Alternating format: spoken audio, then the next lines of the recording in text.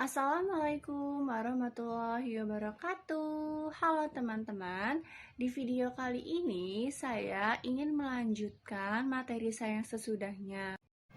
Truth of Theory. Model ini dikembangkan oleh Baxter tahun 1967, Krauss and Lizenberger tahun 1973, dan Caro tahun 2002 yang mencoba menguji pendapat MM dengan menghubungkan asumsi-asumsi MM dengan biaya kebangkrutan finansial distress costs, yang mana hal itu dapat meningkatkan sebanding dengan leverage yang digunakan. 1. Pada tingkat leverage rendah, manfaat penghematan pajak akibat penggunaan utang dapat melebihi biaya kebangkrutan perusahaan.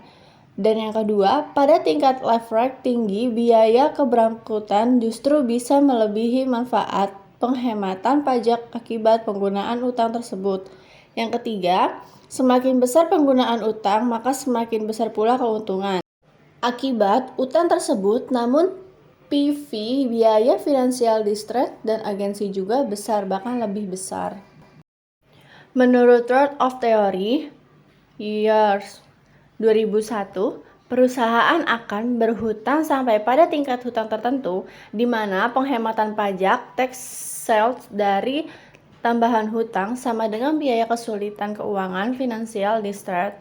Biaya kesulitan keuangan finansial distress adalah biaya kebangkrutan, bankruptcy costs atau reorganization, dan biaya keagenan agency costs yang meningkat akibat dari turunnya kredibilitas suatu perusahaan. Truth of Theory dalam menentukan struktur modal yang optimal memasukkan beberapa faktor antara lain pajak, biaya keagenan, dan biaya kesulitan keuangan, tetapi tetap mempertahankan asumsi efisiensi pasar dan symmetric information sebagai imbangan dan manfaat penggunaan hutang.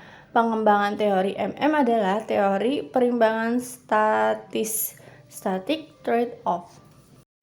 Disebut model trade-off karena struktur modal yang optimal dapat ditemukan dengan menyeimbangkan keuntungan penggunaan hutang, tax side benefit of leverage, dengan biaya financial distress and against problem. Warsono 2003, berbagai faktor seperti adanya corporate tax, biaya kebangkrutan, dan personal tax telah dipertimbangkan untuk menjelaskan mengapa suatu perusahaan akhirnya memilih struktur modal tertentu. Penjelasan tersebut termasuk dalam lingkup balancing theories. Esensi balancing theories adalah menyeimbangkan manfaat dan pengorbanan yang timbul sebagai akibat penggunaan hutang. Sejauh manfaat masih lebih besar, hutang akan ditambah. Tetapi apabila pengorbanan karena menggunakan hutang sudah lebih besar, maka hutang tidak boleh lagi ditambah. Husnan dan Pujiastuti 2004.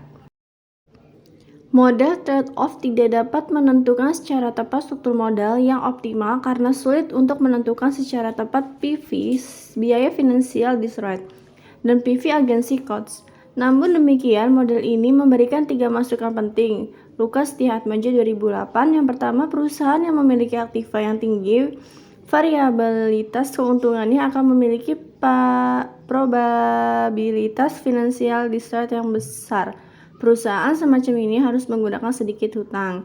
Yang kedua, aktiva tetap yang khas tidak umum, aktiva yang tidak nampak, intangible asset, dan kesempatan bertumbuh akan kehilangan banyak nilai jika terjadi financial distress. Perubahan yang menggunakan aktiva semacam ini seharusnya menggunakan sedikit hutang. Yang ketiga, perusahaan yang membayar pajak yang tinggi dikenai tingkat pajak yang besar. Sebaiknya lebih banyak menggunakan hutang dibanding perusahaan yang membayar pajak lebih rendah.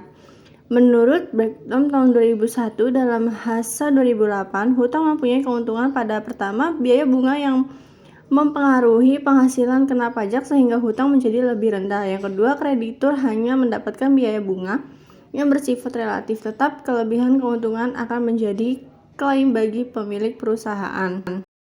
Cukup sekian materi yang saya sampaikan, kurang lebihnya mohon maaf. Wassalamualaikum warahmatullahi wabarakatuh. Terima kasih.